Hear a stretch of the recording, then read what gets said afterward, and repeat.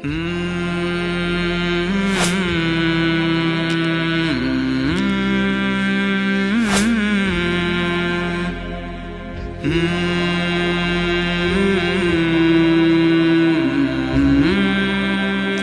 علیکم ورحمۃ اللہ وبرکاتہ۔ الحمدللہ وکفی وسلام علی عبادہ الذین اصطفیٰ وخاصۃ علی محمد رسول اللہ صلی اللہ تعالی علیہ وسلم۔ اما بعد فاعوذ باللہ من الشیطان الرجیم، بسم اللہ الرحمن الرحیم۔ وَكَذَلِكَ جَعَلْنَاكُمْ أُمَّةً وَسَطًا لِتَكُونُوا شُهَدَاءَ عَلَى النَّاسِ، اور ہم نے تمہیں اعتدال والی امت بنایا تاکہ تم دنیا کے لوگوں کے سامنے گواہی دے سکو۔ یہ ایک آیت کا ٹکڑا میں نے پڑھا ہے۔ روزانہ کی تلاوت میں سارا قرآن تو بیان نہیں ہو سکتا، جو آیت پیش کرنی زیادہ ضروری ہوتی ہے اس کو میں کوشش کرتا ہوں ہائی لائٹ کرتا ہوں۔ اس میں اللہ نے ہمیں زندگی گزارنے کا ایک پیمانہ دے دیا، ایک ترازو دے دیا ہے کہ ہم نے تمہیں اعتدال والی امت بنایا ہے۔ اس کی میں مثال دیتا ہوں، جیسے پہلے زمانے میں ترازو ہوتے تھے، اب تو ڈیجیٹل آ گئے۔ تو ترازو ہوتے تھے تو اس میں نا ایک کانٹا ہوتا تھا یہاں ایسے کر کے، اور ادھر دو پلڑے ہوتے تھے۔ تو جب وہ کانٹا بالکل درمیان میں ہوتا تھا، نہ ادھر جھکاؤ نہ ادھر جھکاؤ، تو اس کی اس حیثیت کو اعتدال کہتے ہیں۔ ادھر چلا جائے زیادہ تو بھی شدت پسندی، ادھر چلا جائے زیادہ تو بھی شدت پسندی۔ یوں ہو جائے دین میں بہت زیادہ، یہ بھی اللہ کو پسند نہیں۔ ایسے ہو جائے دنیا میں بہت زیادہ، یہ بھی اللہ کو پسند نہیں۔ اللہ تعالیٰ فرماتے ہیں کہ اپنی زندگی میں عدل پیدا کرو، انصاف پیدا کرو، اعتدال پیدا کرو، کہ جب دنیا میں لگو تو ایسے نہ لگو کہ تمہیں آخرت بھول جائے، تم جھوٹ کو حلال کر دو، سود کو حلال کر دو، اور سارے حرام کو کرتے چلے جاؤ کہ جی ہم تو گناہ گار ہیں، ہم تو دنیا دار ہیں۔ یہ بھی انتہا پسندی ہے، یہ اللہ کو پسند نہیں ہے۔ دنیا کی طلب ایک بڑا عمل ہے۔ اللہ کے نبی کا فرمان ہے، من طلب الدنیا حلالا، جس نے رزق حلال کمایا، جس نے دنیا کو حلال راستے سے طلب کیا، اس میں جھوٹ نہیں، اس میں دھوکہ نہیں، فراڈ نہیں، اس میں سود نہیں، اس میں ظلم اور زیادتی نہیں، اس میں وعدہ خلافی نہیں، کسی غلط چیز کی تجارت نہیں، شراب بیچتا ہے یا ڈرگز بیچتا ہے، نسل کو برباد کرتا ہے۔ تو جس نے حلال راستے سے دنیا کو کمایا، استعفافاً عن المسئلہ، کہ مجھے مانگنا نہ پڑے لوگوں سے، میں خوددار بن کے زندگی گزاروں۔ سعیاً علی اہلہ، اپنے بچوں پہ خرچ کرنے کے لیے کہ وہ عزت کی زندگی گزاریں۔ تعطفاً علی جارہ، اپنے آس پاس کے غریب لوگوں پر خرچ کرنے کے لیے، جو صبح بازار جاتا ہے اور اپنی جاب پر جاتا ہے، اپنی مزدوری پر جاتا ہے، وہ ریڑھی پر بیٹھتا ہے یا بہت بڑے پروجیکٹ کے آفس میں بیٹھتا ہے، اگر یہ چار باتیں اس کے اندر ہیں، حلال کماتا ہے، جابین رشوت نہیں لیتا، غلط کام نہیں کرتا، کسی کی فائل نہیں روکتا، بچوں پہ خرچ کرنے کے لیے اور پڑوسیوں کو نوازنے کے لیے، غریب پڑوسیوں پر خرچ کرنے کے لیے اور سوال سے بچنے کے لیے، جو دنیا کو کماتا ہے۔ تو اب آپ خوشخبری سنیں، لقی اللہ تعالی یوم القیامہ وجہہ مثل القمر لیلۃ البدر، قیامت کے دن وہ اللہ سے ایسے ملے گا کہ اس کا چہرہ 14ویں رات کے چاند کی طرح چمکتا ہوگا۔ تو ایسی دنیا کمانا بھی بندگی ہے۔ ریاکاری کے نفل پڑھ رہا ہو تو وہ جہنم ہے، اور ان 4 شرطوں کے ساتھ دکان پہ بیٹھا ہو، آفس میں بیٹھا ہو، ریڈی پہ بیٹھا ہو تو وہ جنت کا راستہ ہے۔ اللہ کو اتنا پسند ہے کیونکہ اس میں درمیانی راستہ ہے، اعتدال والا راستہ ہے۔ اب اس میں انتہا پسندی کیا ہے؟ دوسری حدیث پیش کرتا ہوں۔ تعس عبد الدینار وعبد الدرہم وعبد القطیفہ، تعس وانتکس وإذا شیک فلن تقش، ان اعطی رضی وإن لم یعط سخط۔ اب نے فرمایا دینار کا چاہنے والا، دینار کا غلام چاہت تو سب کی ہے، سونے کا غلام ہلاک ہو جائے، چاندی کا غلام ہلاک ہو جائے۔ اللہ نے کائناتی معیشت کو، اکانومی کو سونے چاندی کے گرد گھمایا ہے، یہ اللہ کی اپنی قدرت ہے۔ تو اب یہ انتہا پسندی آ رہی ہے، جس نے آپ نے کہا ہلاک ہو جاتا ایسا کون؟ عبد الدینار، سونے کا غلام، چاندی کا غلام، اور زیب و زینت کا غلام، اسیسریز کا غلام، کہ حلال رزق میں ایسی نہیں مل رہا تو چلو کوئی ڈنڈی مار لو، کوئی رشوت لے لو، کوئی جھوٹ بول کے سودا بیچ لو، یہ ہے۔ تو اس کے لیے آپ نے بد دعا فرمائی۔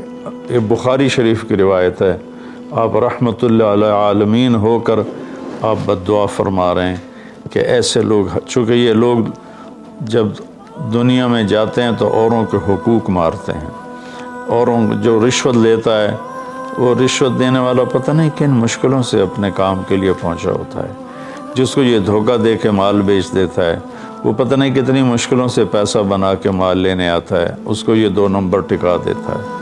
اس لیے ان کے لیے بد دعا فرمائی کہ یہ معاشرے کے لیے ناسور لوگ ہیں، چاہے یہ کتنے ہی نامور ہوں، لیکن یہ معاشرے کے لیے ایک عذاب ہیں، ایک مصیبت ہے۔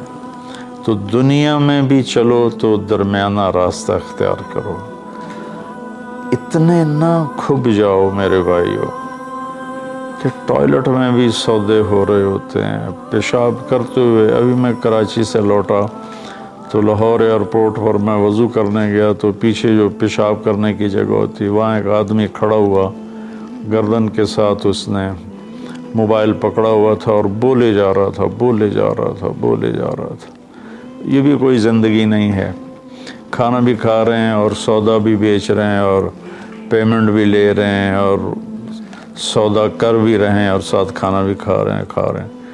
تو یہ تو کھانا زہر بن جاتا ہے، دماغ کی طرف سے آرڈر جاتا ہے کہ کھانا آ گیا ہے، تیار ہو جاؤ، معدے کو آرڈر ملتا ہے، ساتھ ہی فون کی گھنٹی بجتی ہے، فون اٹھاتا ہے تو آرڈر فون کی طرف چلا جاتا ہے، معدے کو آرڈر نہیں جاتا، غذا زہر بن جاتی ہے۔ تو ایسی دنیا کما کے کیا کرنا جس میں آپ کی صحت ہی برباد ہو جائے اور آپ اتنے مصروف ہو جائیں کہ گھر میں آ کر بھی کوئی بچوں سے دلچسپی نہیں، بس اپنے موبائل پر یا سودے کر رہے ہیں یا موبائل پہ کوئی گیمیں کھیل رہے ہیں یا کوئی مووی دیکھ رہے ہیں یا کوئی ڈرامہ دیکھ رہے ہیں۔ کتنی مائیں ہیں جو اس طرح اپنے بچوں کو جھٹک دیتی ہیں، وہ ڈرامہ دیکھ رہی ہوتی ہیں یا کوئی مووی دیکھ رہی ہوتی ہیں یا کوئی کلپ دیکھ رہی ہوتی ہیں، تو بچہ آتا ہے تو اس کو ہوں ہاں کر کے ٹال دیتی ہیں۔ میرے بھائیو، میری بہنوں، اپنی زندگی کو وہ درمیان میں لاؤ، درمیان۔ میں ایک آپ کو مثال دیتا ہوں، گاڑی کے چاروں ٹائر میں ہوا بیلنس ہو تو گاڑی صحیح چلتی ہے، چاہے ایف ایکس کیوں نہ ہو، اور اگر ہوا اوپر نیچے ہے، بیلنس نہیں ہے، تو مرسڈیز بھی ہوگی تو وہ چلنے میں آپ کو تکلیف دے گی۔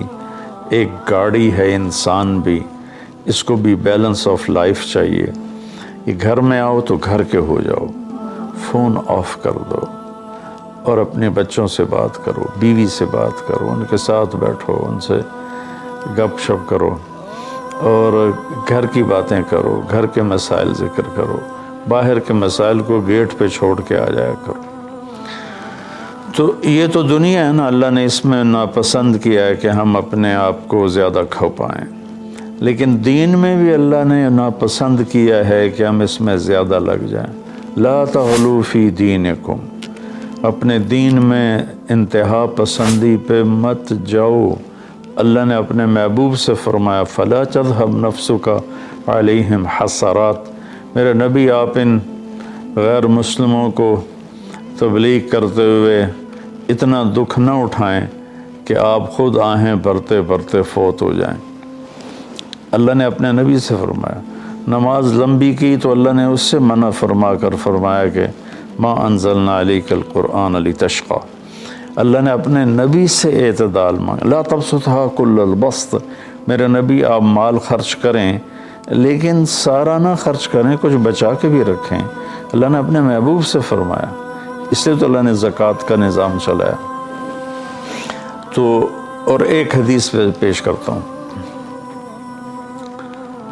3 صحابہ آئے حضرت عائشہ رضی اللہ عنہ کے پاس کہ اللہ کے نبی کی رات کیسی ہوتی ہے، تو انہوں نے فرمایا کہ سوتے بھی ہیں اور اٹھتے بھی ہیں، نفل بھی پڑھتے ہیں، بلکہ آپ کی بہت خوبصورت عادت تھی، جب آپ تہجد سے فارغ ہو جاتے تو یوں کر کے لیٹ جاتے، ایسے کر کے، اور حضرت عائشہ رضی اللہ تعالیٰ عنہ بھی اٹھ جاتی تو آپ ان کے ساتھ اسی حال میں باتیں کرتے، گپ شپ لگاتے۔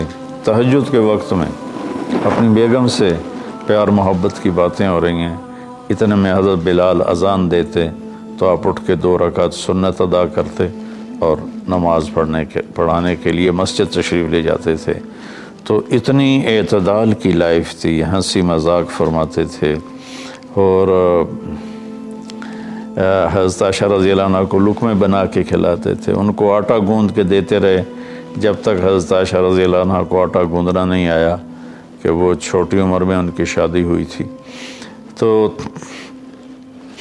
انہوں نے جب یہ سنا تو کہنے لگے وہ تو اللہ کے نبی ہیں، وہ تو کچھ بھی نہ کریں، بخشے بخشائے ہیں، ہمیں تو کچھ کرنا چاہیے، کیا کریں؟ ایک نے کہا میں ساری رات نہیں سوؤں گا، نفل پڑھوں گا، کتنی اچھی نیت کی ہے۔ دوسرے نے کہا میں ساری زندگی روزے رکھوں گا، کبھی افطار نہیں کروں گا، کتنی اچھی نیت ہے۔ تیسرے نے کہا میں شادی نہیں کروں گا، بس اللہ کی عبادت کروں گا اور اللہ کے راستے میں جہاد کروں گا، کتنی اچھی نیت ہے۔ آپ کو پتہ چلا تو آپ نے تینوں کو بلا لیا۔ تو آپ نے ان کو ڈانٹ پلائی، تم میرے اللہ کو مجھ سے زیادہ جانتے ہو،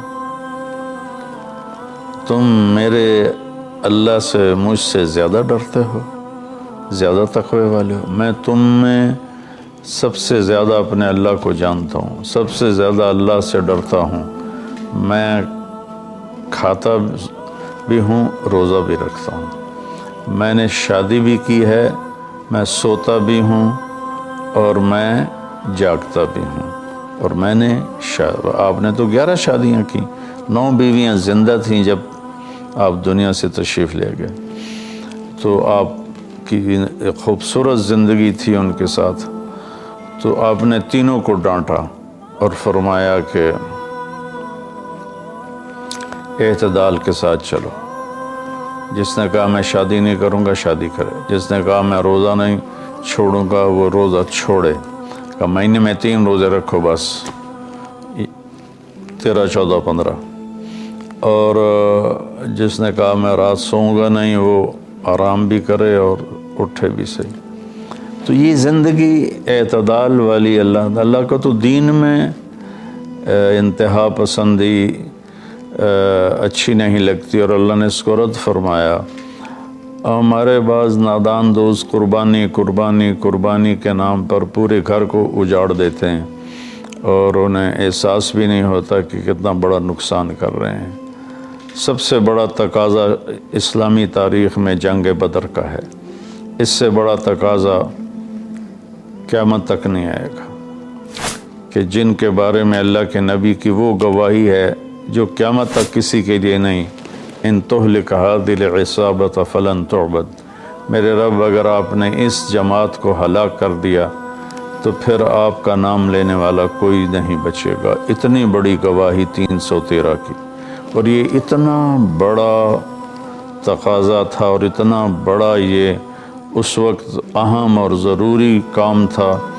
آپ نکلے اور ذوالحلیفہ 7 میل دور ہے، جب وہاں پہنچے تو حضرت عثمان اور اسامہ رضی اللہ عنہما کو آپ نے واپس بھیج دیا کہ آپ کی بیگم حضرت رقیہ رضی اللہ تعالی عنہ وہ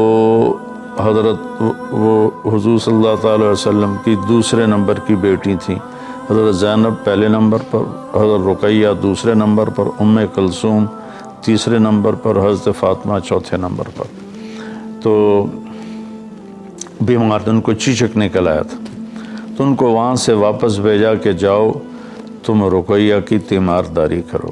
وہ جنگ بدر میں شریک نہیں ہوئے، میرے نبی نے واپس کیا، لیکن جنگ بدر کے شریک صحابہ میں ان کا نام لکھوایا، دونوں کا۔ جب ہم بدری صحابہ کی فہرست کھولتے ہیں تو اس میں اسامہ اور عثمان رضی اللہ عنہما دونوں کا نام ذکر ہے، اور مال غنیمت میں ان کا حصہ بھی رکھا آپ نے۔ اتنے بڑے تقاضے کو آپ نے بیوی کی بیماری کی وجہ سے پیچھے کر دیا اور ان دونوں کو واپس بھیجا، اور رقیہ رضی اللہ عنہ کا انتقال ہو گیا۔ جب آپ واپس تشریف لائے تو وہ دفن ہو چکی تھی، تو آپ نے ان کی قبر پہ جا کر دعا فرمائی۔ تو میرے بھائیوں، دین میں بھی اعتدال ہو، دنیا میں بھی اعتدال ہو۔